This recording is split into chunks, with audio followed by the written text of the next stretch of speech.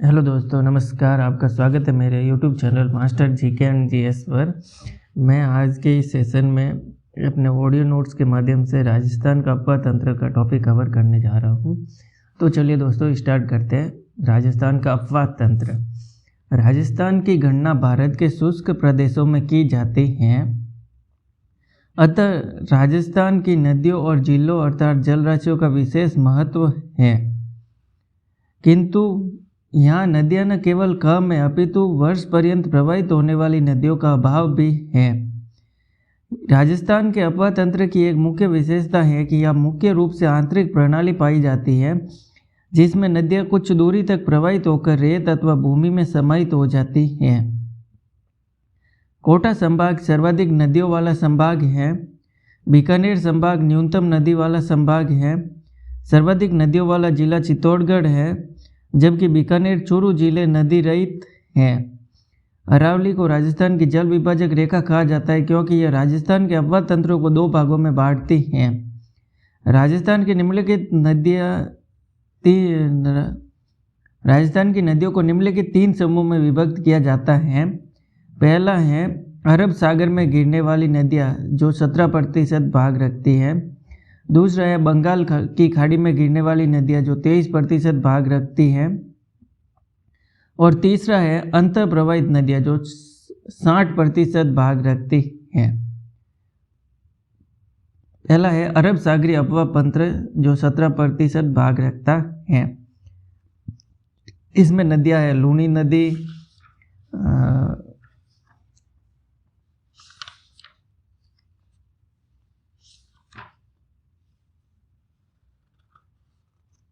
लूनी नदी, फिर है माई नदी, फिर है पश्चिमी बनास नदी और साबरमती नदी। ये सब इसमें अरब सागरी अफवाह तंत्र के भाग नदियाँ हैं, प्रमुख नदियाँ। पहली है लूनी नदी।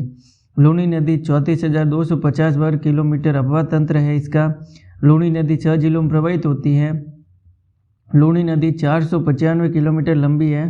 राजस्थान में 330 किलोमीटर। लूनी नदी के उपनाम है लवणवती, अंतर सलीला। लूनी नदी अजमेर की नाग पहाड़ से निकलकर दक्षिण पश्चिम में प्रवाहित होती हुई गोविंदगढ़ तक आती है। गोविंदगढ़ तक लूनी नदी को सागरमती नदी के नाम से जाना जाता है। गोविंदगढ़ में पुष्कर से आने वाली सरस्वती नदी इसमें मिलती है। गोविंदगढ़ के आगे संयुक्त धारा को लूनी नदी के नाम से जाना जाता है। अजमेर से निकलकर नागौर की मेड़ता तहसील से होती हुई जैतारण से पाली में प्रवेश करती हैं। जैतारण से आगे बिलाड़ा से जोधपुर में प्रवेश करती हैं। जोधपुर के लूनी व धुंधाड़ा होती हुई बाड़मेर में प्रवेश करती है। बाड़मेर में समदड़ी, बालोतरा, गुड़ामालानी होती हुई सांचौर से जालोर में प्रवेश करती हैं। जालोर के दक्षिण पश्चिमी भाग से होती हुई कच्छ के रण में विलीन हो जाती हैं। अधिक वर्षा होने पर लूनी नदी का प्रवाह कच्छ की खाड़ी तक चला जाता है।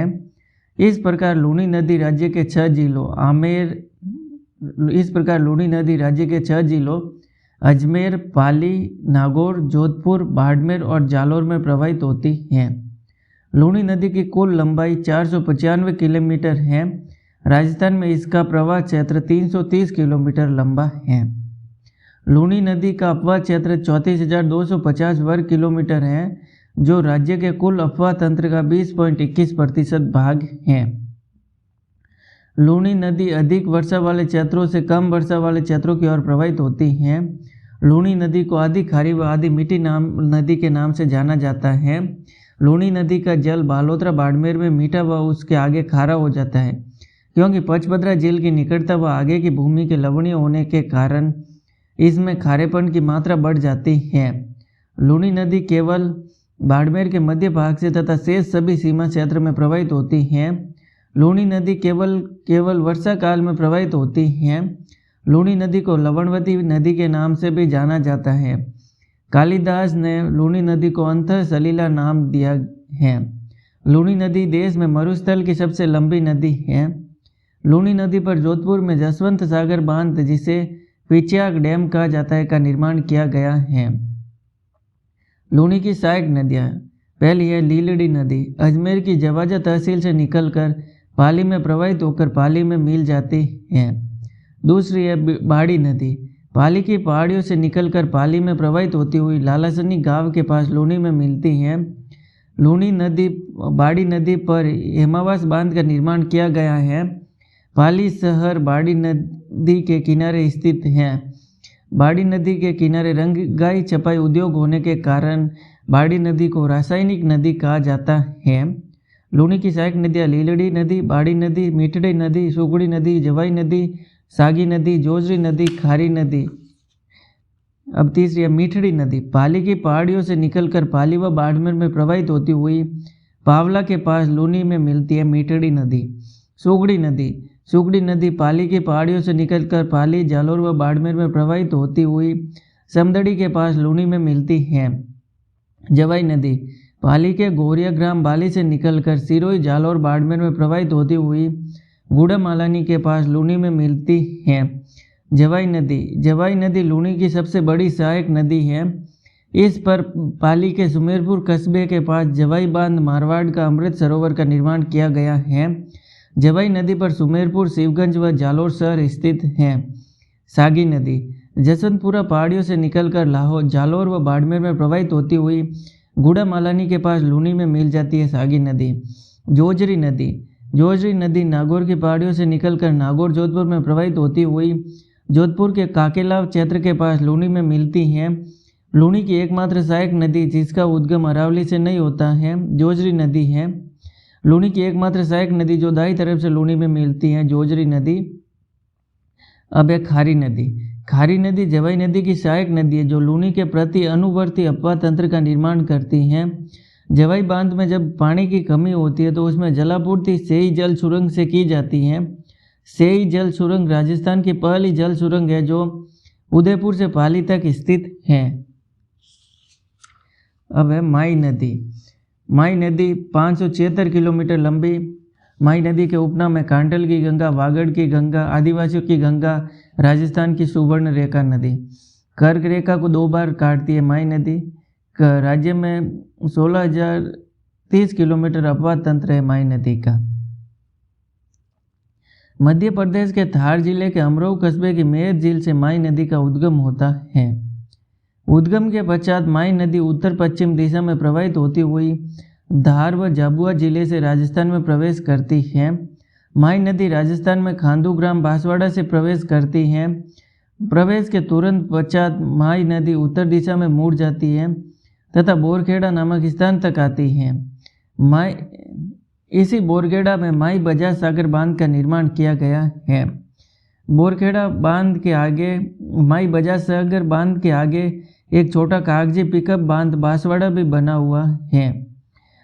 बांध के आगे घाटोल तहसील से होती हुई प्रतापगढ़ में प्रवेश करती है माई नदी। माई नदी प्रतापगढ़ में पीपलकोट तहसील में पश्चिम दिशा में मुड़कर डूंगरपुर जिले में चली जाती है। डूंगरपुर के आसपोल तहसील के नेवट्टापुरा ग्राम में यह त्रिवेणी संगम बनाती है तथा यहीं पर बेणेश्वर धाम स्थित है। बेणेश्वर धाम के आगे डूंगरपुर व बांसवाड़ा के मध्य अंतर जिला सीमा बनाती हुई दक्षिण पश्चिम में गलियाकोट तक जाती हैं। गलियाकोट से आगे पुनः बांसवाड़ा में प्रवेश तथा शेरगढ़ से राजस्थान को छोड़कर गुजरात में चली जाती है माई नदी। गुजरात में महिसागर जिले से प्रवेश करती है तथा इसी जिले में माई नदी पर कड़ाना बांध का निर्माण किया गया है। महिसागर जिले से आगे पंचमल, खेड़ा व आनंद जिलों से होती हुई खंभात की खाड़ी में मिलती है माई नदी। इस प्रकार माई नदी राजस्थान के बांसवाड़ा, प्रतापगढ़, डूंगरपुर जिलों में प्रवाहित होती है। माई नदी की कुल लंबाई 576 किलोमीटर है जिसमें से 171 किलोमीटर राजस्थान में है। माई नदी का अपवाह क्षेत्र 34,842 वर्ग किलोमीटर है जिसमें से 16,030 किलोमीटर राज्य के कुल भाग का 9.5% राजस्थान में है। माई नदी को कांटल की गंगा, आदिवासियों की गंगा, वागड़ की गंगा, दक्षिणी पूर्वी राजस्थान की सुवर्ण रेखा नदी कहा जाता है। माई नदी कर्क रेखा को 2 बार पार करने वाली विश्व की एकमात्र नदी है। माई नदी की सफाई के लिए सुजलाम सुफलाम कार्यक्रम चलाया गया था। बांसवाड़ा की घाटोला तहसील व प्रतापगढ़ के पीपलखूट तहसील के मध्य लगभग 56 ग्राम एकदम समतल अवस्था में स्थित है जिन्हें 56 का मैदान कहा जाता है। बांसवाड़ा व डूंगरपुर के मध्य का क्षेत्र मेवल या देवलिया कहलाता है। माई बजाज सागर बांध राजस्थान का सबसे लंबा बांध है। जाखम बांध राजस्थान का सबसे ऊंचा बांध 81 मीटर है।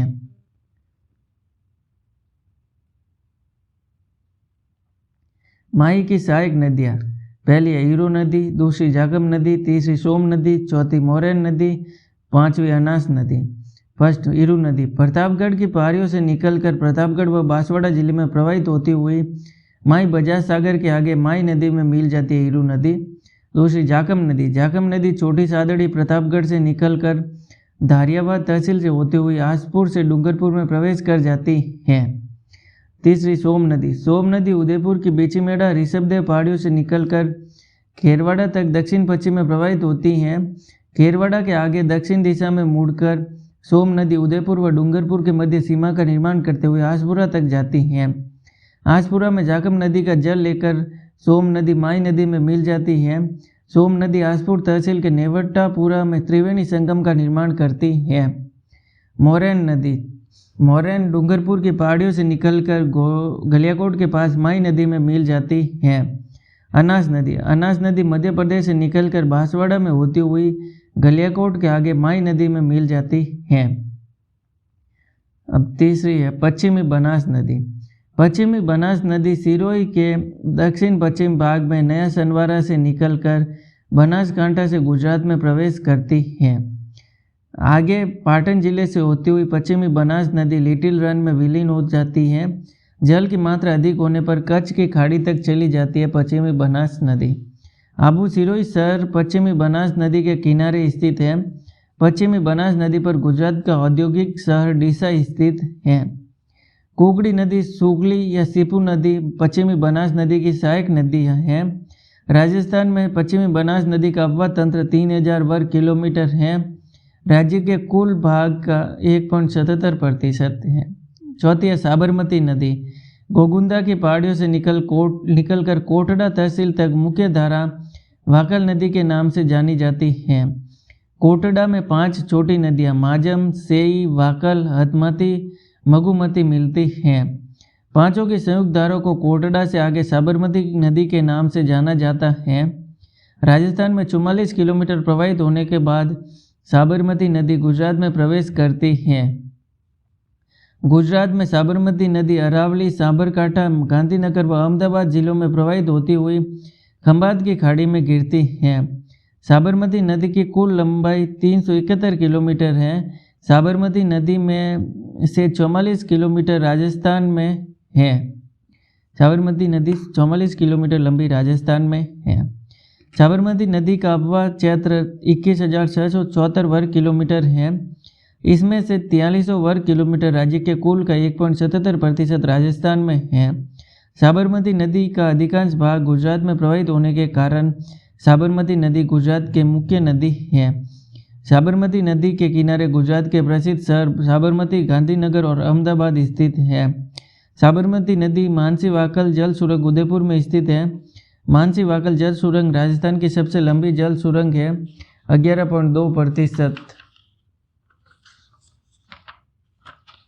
अब है सेकंड, बंगाल की खाड़ी का अफवाह तंत्र। बनास नदी, बनास नदी का उद्गम खमनोर की पहाड़ या कुंभलगढ़ राजसमंद से होता है।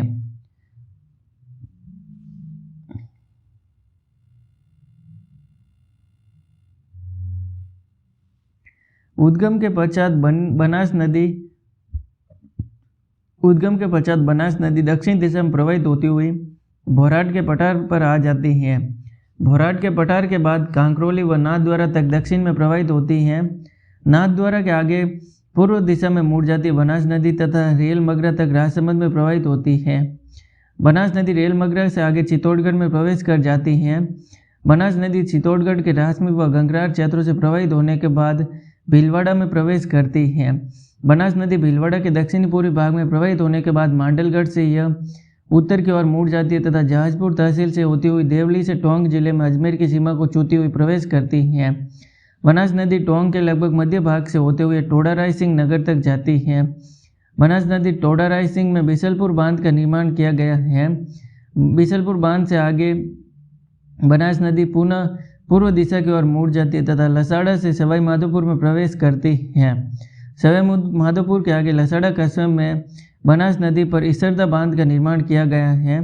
बनास नदी आगे सवाई माधोपुर में प्रवाहित होती हुई रामेश्वरम के पदरा गांव में चंबल नदी में मिल जाती है।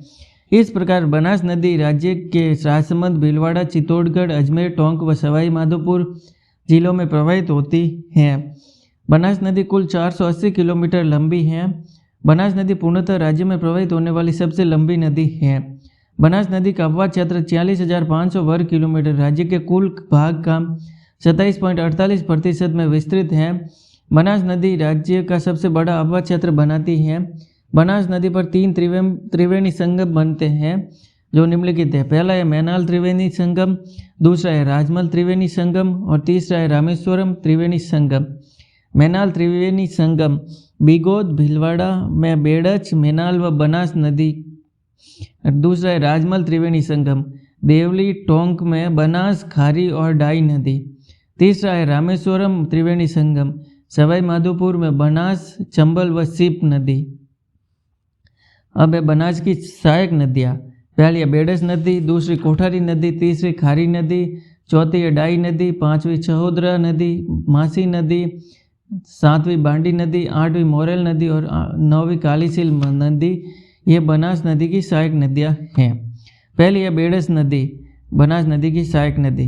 बेड़स नदी गोगुंदा की पहाड़ियों से निकलकर उदयपुर शहर के उत्तरी भाग से होती हुई उदय सागर झील में मिल जाती है।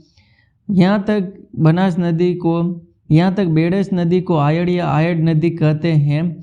उदय सागर झील से आगे भीलवाड़ा तक बेड़स नदी के नाम से जानी जाती है। उदयपुर झील के आगे चित्तौड़गढ़ होती हुई भीलवाड़ा के बिगोद के पास मैनाल नामक स्थान पर बनास में मिल जाती है। चित्तौड़गढ़ के अपावास ग्राम में बेड़स नदी पर घोसुंडा बांध का निर्माण किया गया है। बेड़स नदी की कुल लंबाई 190 किलोमीटर है। बेड़स नदी की कुछ सहायक नदियाँ हैं जो मध्य प्रदेश के पहाड़ी क्षेत्र से निकलकर आती हैं, जो है गंभीरी नदी, गुजरी नदी, ओराई नदी, वागन नदी, सब चित्तौड़गढ़ में है। दूसरी है कोठारी नदी, बनास नदी की सहायक नदी। कोठारी नदी दिवेर की पहाड़ियों से निकलकर राजसमंद व भीलवाड़ा जिले में प्रवाहित होती हुई मांडलगढ़ के आगे नंदराम ग्राम में बनास में मिल जाती है। कोठारी नदी की कुल लंबाई 145 किलोमीटर है। कोठारी नदी पर भीलवाड़ा के मांडल के पास मेजा बांध का निर्माण किया गया है। मेजा बांध से भीलवाड़ा शहर को पेयजल सुविधा प्रदान करती है। तीसरी है खारी नदी। खारी नदी बिजराला की पहाड़ियाँ देवगढ़ से निकलकर राजसमंद, भीलवाड़ा, अजमेर जिलों से होती हुई टोंक में देवली के पास बनास में मिल जाती है। चौथी है डाई नदी। नसीराबाद की पहाड़ियाँ से निकलकर अजमेर में प्रवाहित होती हुई देवली, टोंक के आगे बनास में मिल जाती है। पांचवी है सहोदरा नदी, बनास नदी की सहायक नदी। अजमेर शहर के पूर्वी भाग से निकलकर अजमेर व टोंक में प्रवाहित होती हुई बनास में मिल जाती है। छठी है मासी नदी। मासी नदी बनास नदी की सहायक नदी। मासी नदी किशनगढ़ की पहाड़ियों से निकलकर अजमेर व टोंक में प्रवाहित होती हुई टोंक शहर से पहले बनास में मिल जाती है। सातवीं है बांडी नदी, बनास नदी की सहायक नदी। बांडी नदी जयपुर के जम्बा रामगढ़ से निकलकर जयपुर व टोंक में प्रवाहित होती हुई टोंक सिटी के आगे बनास में मिल जाती है। बांडी नदी का जल अजमेर सिटी को पेयजल हेतु उपलब्ध करवाया जाता है। आठवीं है मोरेल नदी। मोरेल नदी जयपुर के बस्सी से निकलकर जयपुर, दौसा, करौली व सवाई माधोपुर में प्रवाहित होती हुई बनास में मिल जाती है। मोरेल नदी पर सवाई माधोपुर के पीलू खेड़ा में मोरेल बांध का निर्माण किया गया है। नवमीं है कालीसील नदी। कालीसील नदी बनास नदी की सहायक नदी। कालीसील करौली के सपोटरा तहसील से निकलकर करौली व सवाई माधोपुर में प्रवाहित होती हुई मोरेल नदी में मिल जाती है। दूसरी है चंबल नदी। चंबल मध्य प्रदेश के इंदौर जिले में महू के मानपुरा ग्राम की जानापा पहाड़ियों से निकलकर उत्तर की ओर प्रवाहित होती है। चंबल नदी मध्य प्रदेश में उज्जैन, रतलाम, मंदसौर व नीमच होती हुई राजस्थान में चौरासीगढ़, भैंसोड़गढ़ से प्रवेश करती है। मंदसौर नीमच के मध्य रामपुरा भानपुरा ग्राम के मध्य वर्ष 1959 में गांधी सागर बांध का निर्माण किया गया था। चंबल नदी पर चंबल नदी मध्य प्रदेश में लगभग 320 किलोमीटर तक हल्की ब्रंश घाटी में प्रवाहित होती है। चंबल नदी चौरासीगढ़ से प्रवेश के तुरंत बाद ब्राह्मणी नदी में बाईं ओर से मिलती है। ब्राह्मणी नदी के आगे पठारी भाग से नीचे उतरते हुए चंबल नदी चित्तौड़गढ़ में चूलिया जलप्रपात 18 मीटर का निर्माण करती है, जो राजस्थान का सबसे ऊंचा जलप्रपात है। चूलिया जलप्रपात 18 मीटर ऊंचा।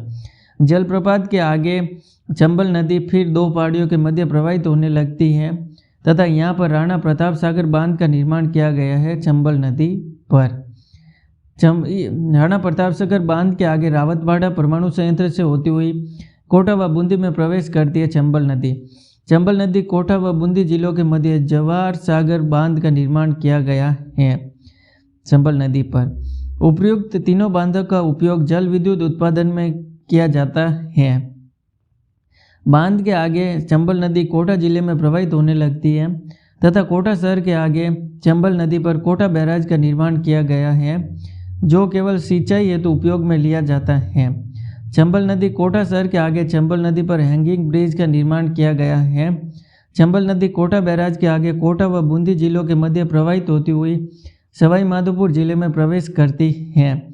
चंबल नदी कोटा व सवाई माधोपुर के मध्य सीमा का निर्धारण करती है। चंबल नदी के आगे करौली व धौलपुर जिलों से प्रवाहित होती हुई उत्तर प्रदेश में चली जाती है। चंबल नदी उत्तर प्रदेश में आगरा व इटावा में प्रवाहित होने के बाद मुरादगंज नामक स्थान पर यमुना में मिल जाती है। इस प्रकार चंबल नदी राजस्थान के चित्तौड़गढ़, कोटा, बूंदी, करौली, धौलपुर तथा सवाई माधोपुर जिलों में प्रवाहित होती है।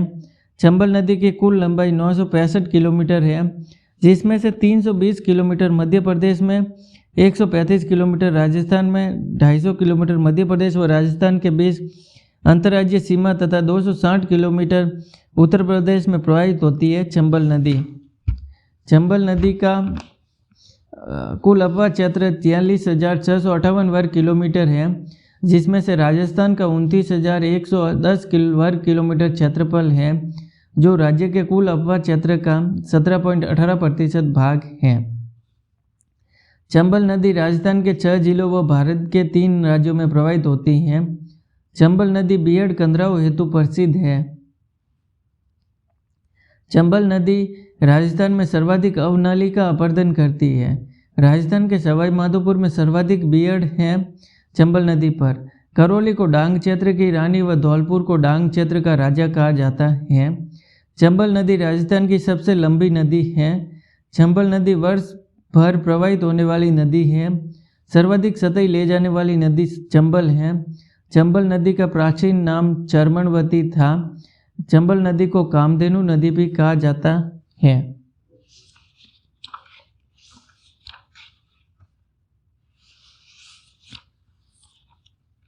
चंबल नदी के बाईं तरफ से मिलने वाली चंबल की सहायक नदियाँ ब्राह्मणी नदी, मेज नदी, मांगली नदी, कुराल नदी, चाकड़ नदी और बनास नदी। पहली है ब्राह्मणी नदी, बाईं तरफ से मिलने वाली चंबल नदी की सहायक नदी। ब्राह्मणी नदी चित्तौड़गढ़ के हरिपुरा से निकलकर चंबल में मिल जाती है। यह भैंसोड़गढ़ अभयारण्य से होकर निकलती है। दूसरी है मेज नदी, बाईं तरफ से मिलने वाली चंबल नदी की सहायक नदी। मेज नदी माडलगढ़ से निकलकर भीलवाड़ा व बूंदी में प्रवाहित होती हुई खड़गढ़, रामगढ़ दर्रे से होती हुई चंबल में मिल जाती है। तीसरी है मांगली नदी, बाईं तरफ से मिलने वाली चंबल नदी की सहायक नदी। मांगली नदी बूंदी की पहाड़ियों से निकलकर मेज नदी में मिल जाती है। मांगली नदी पर भीमताल जलप्रपात बूंदी स्थित है। चौथी है कुराल नदी, बाईं तरफ से मिलने वाली चंबल नदी की सहायक नदी। कुराल बिजोलिया के पठार से निकलकर भीलवाड़ा व बूंदी में प्रवाहित होती हुई मेज नदी में मिल जाती है। पांचवी है चाकड़ नदी। चाकड़ नदी बाईं तरफ से मिलने वाली चंबल नदी की सहायक नदी। बूंदी की पहाड़ियों से अनेक धाराएं निकलकर संयुक्त रूप से चाकड़ नदी कहलाती हैं, जो सवाई माधोपुर में चंबल में मिलती हैं। छठी है बनास नदी। बनास नदी बाईं तरफ से मिलने वाली चंबल नदी की सहायक नदी। राजसमंद से निकलकर सवाई माधोपुर में चंबल में मिलती है। बाई तरफ से मिलने वाली चंबल नदी की सहायक नदियाँ। दाई तरफ से मिलने वाली चंबल नदी की सहायक नदियाँ। पहली आलनिया नदी, दूसरी है काली सिंध नदी, तीसरी आऊ नदी, चौथी परवन नदी, पांचवी निमाज नदी, छठी पार्वती नदी, सातवीं कुन्नू या कनौल नदी। पहली है आलनिया नदी, दाई तरफ से मिलने वाली चंबल नदी की सहायक नदी। आलनिया नदी मुकुंदरा हिल्स पहाड़ियों के उत्तरी भाग से अनेक जल धाराएं संयुक्त होकर आलनिया नदी का निर्माण करती है तथा ये कोटा में चंबल में मिल जाती है आलनिया नदी। दूसरी है काली सिंध नदी, दाई तरफ से मिलने वाली चंबल नदी की सहायक नदी। काली सिंध नदी मध्य प्रदेश के देवास जिले से निकलकर झालावाड़ से राजस्थान में प्रवेश करती है। झालावाड़ और कोटा में प्रवाहित होती हुई नानेरा के पास चंबल में मिल जाती है। राजस्थान में कुल 150 किलोमीटर लंबी है। दाई तरफ से मिलने वाली चंबल की सबसे बड़ी सहायक नदी है।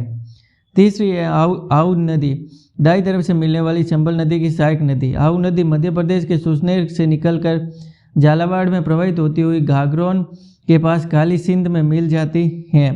चौथी है परवन नदी, विंध्याचल के पहाड़ियों से निकलकर झालावाड़ व कोटा में प्रवाहित होती हुई फलायत में काली सिंध में मिल जाती है।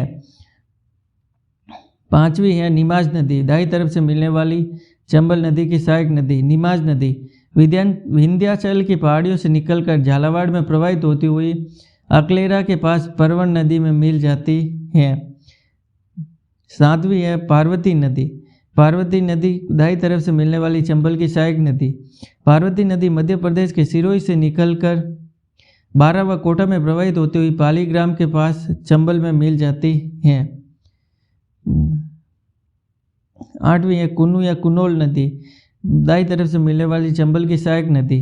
कुन्नू या कुनोल नदी मध्य प्रदेश के गुना जिले से निकलकर बारा में प्रवाहित होती हुई पुनः चंबल में मिल जाती है।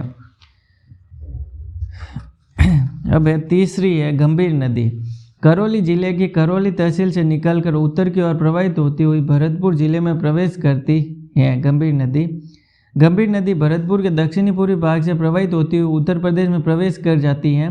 गंभीरी नदी उत्तर प्रदेश के आगरा जिले में प्रवाहित होने के बाद पुनः धौलपुर से राजस्थान में प्रवेश कर लेती है।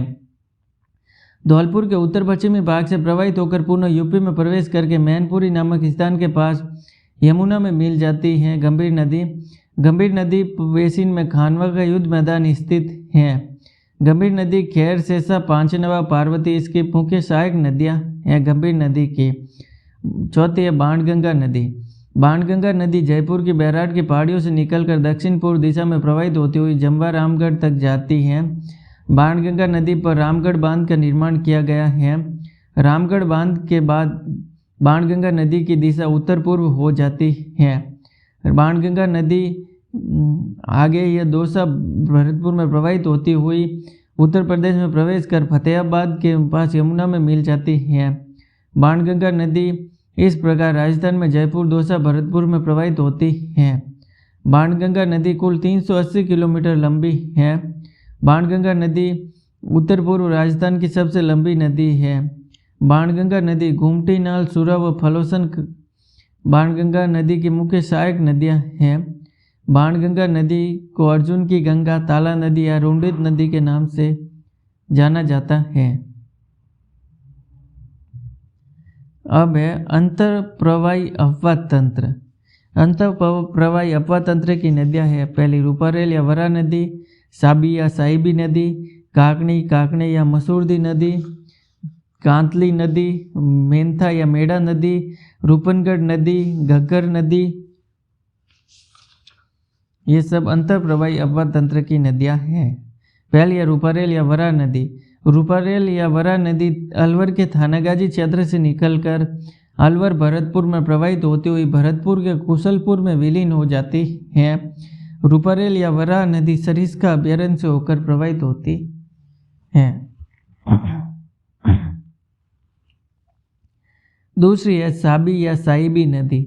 साबी या साहिबी नदी जयपुर जिले की कोटपुतली तहसील के सेवर ग्राम की पहाड़ियों से निकलकर अलवर में प्रवेश कर अलवर के बाणसूर, बहरोड, मुंडावर, किशनगढ़ व तिजारा से होती हुई हरियाणा में प्रवेश कर जाती है। गुड़गांव के आगे पटौदी नामक स्थान पर विलीन हो जाती है। साबी नदी राजस्थान की एकमात्र नदी है जो हरियाणा के गुड़गांव मैदान में विलीन होती है। साबी या साहिबी नदी वर्षा ऋतु में अलवर के उक्त क्षेत्र में भी अपने विनाश लीला हेतु प्रसिद्ध है। साबी या साहिबी नदी के किनारे जोधपुरा सभ्यता अवस्थित है, जहाँ से हाथीदांत के अवशेष मिले हैं।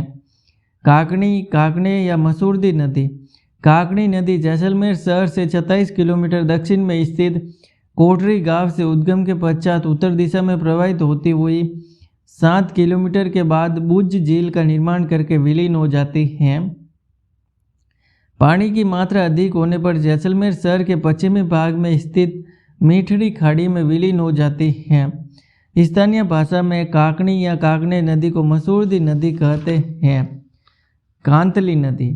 तीसरी है कांतली नदी, अंतर प्रवाही अफवाह क्षेत्र की। कांतली नदी सीकर की खंडेला पहाड़ियों से निकलकर सीकर झुंझुनू जिले में प्रवाहित होती हुई मंडेला नामक स्थान पर विलीन हो जाती है। कांतली नदी शेखावटी क्षेत्र की मुख्य नदी है। कांतली नदी राजस्थान में सबसे लंबी अंतः प्रवाही नदी है। कांतली नदी लगभग 100 किलोमीटर लंबी है। कांतली नदी का अपवाह क्षेत्र 25,070 वर्ग किलोमीटर में विस्तृत है। कांतली नदी का अपवाह क्षेत्र 2,570 वर्ग किलोमीटर में विस्तृत है। कांतली नदी के अपवाह क्षेत्र को तोरावटी कहा जाता है। कांतली नदी के किनारे गणेश्वर सभ्यता का विकास हुआ है। चौथी है मेंता या मेड़ा नदी।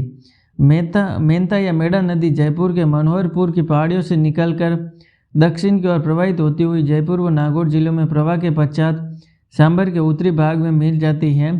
मेड़ा नदी के किनारे नागौर के लूणवा जैन मंदिर स्थित है।